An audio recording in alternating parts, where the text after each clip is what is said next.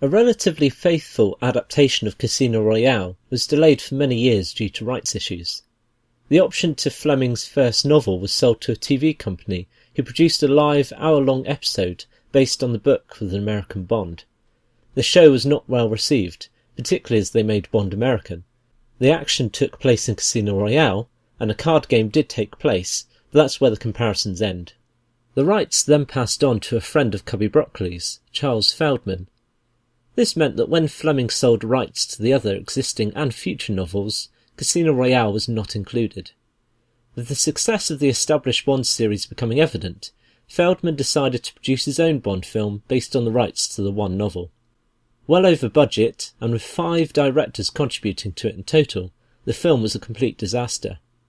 Vesper Lynd, Le Chiffre, M, and of course James Bond, well, 6 of them, appeared, and there was a card game in a casino, but again, that's where the similarities end. The story is ridiculous and makes little sense. There was no risk of a rival Bond series forming. With Columbia Pictures looking to form a rival Bond series in the late 1990s, through a combination of the Casino Royale rights and Kevin McClory's Thunderball rights, Ion Productions stepped in to claim all rights to Bond. They won the court battle and were handed the rights to Casino Royale.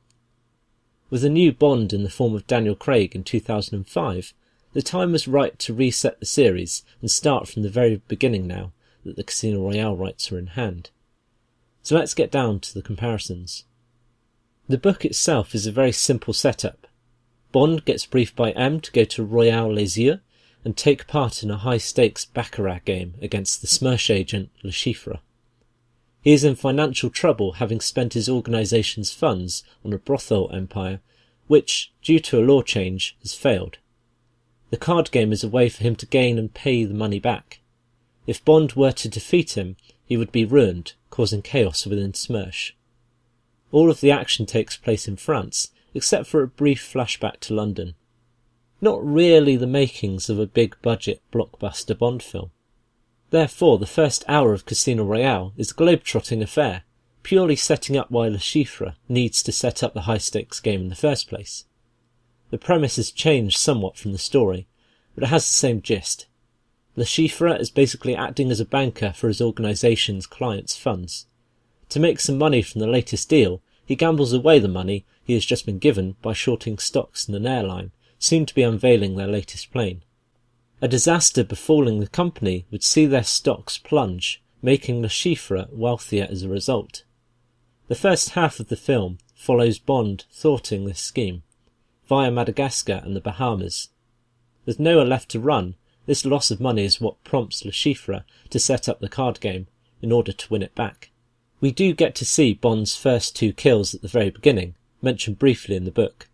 Again, the situations under which these kills take place was different, but like the book, one was more challenging than the other.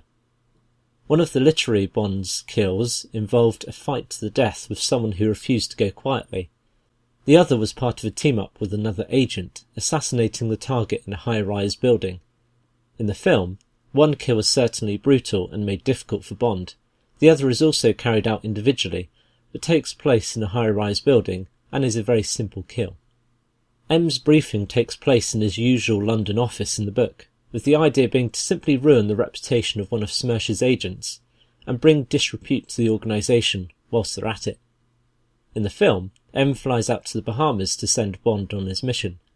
However, the aim with Le Chiffre is to take him in once he's been ruined, offering sanctuary and safety in return for information. The meeting with Vesper is somewhat different as well. First off, the action takes place in Montenegro rather than France. Their meeting takes place on a train rather than in a cafe along with Mathis. She doesn't speak much at first in the book, warming to Bond when Mathis leaves the table. Nothing like the conversation that takes place in the film happens in the book. Also, Vesper's role changes from being an assistant to the head of Station S to being part of the Treasury, sent under the pretense of keeping an eye on the money being gambled. Also, Bond has previously worked with Mathis within the book history, whereas the film shows them meeting for the first time.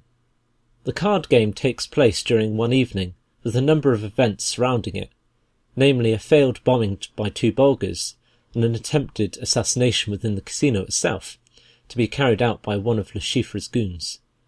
In the film, these are substituted by Bond being involved in an attack by Urbano and his henchmen, to whom Le Chiffre owes the money, and an attempted poisoning of Bond at the hand of Le Chiffre's girlfriend.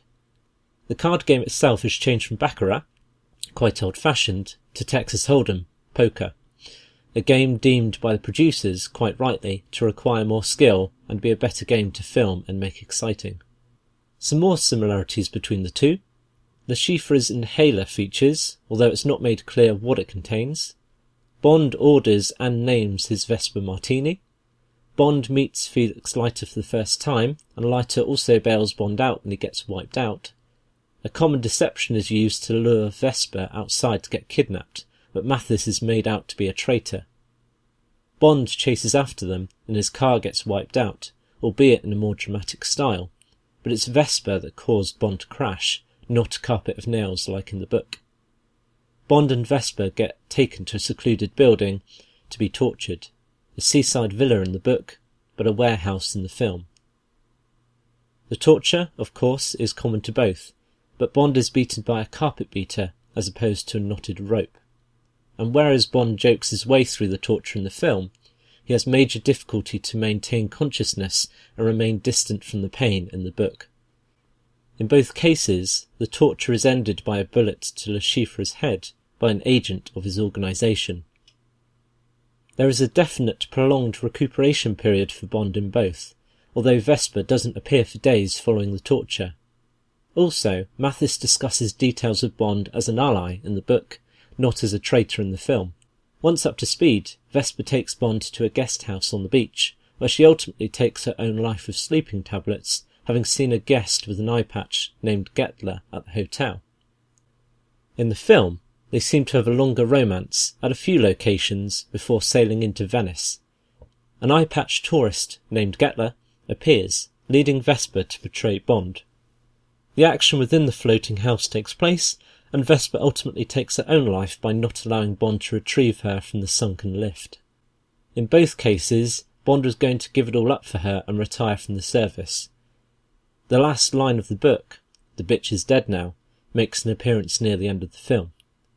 The only thing left is to tie up the loose end of Mr. White, a character the book doesn't include. Overall, Casino Royale is a good adaptation of the source material. Obviously, lots needed to be added to make a feature-length film, and plot points needed to be modernised, but the main bulk of the book features in some form or another. The film was the first major adaptation of one of Fleming's novels since On Her Majesty's Secret Service, or, to a lesser extent, Live and Let Die.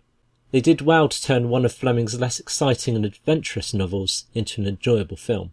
I give this an adaptation rating of 6 out of 10.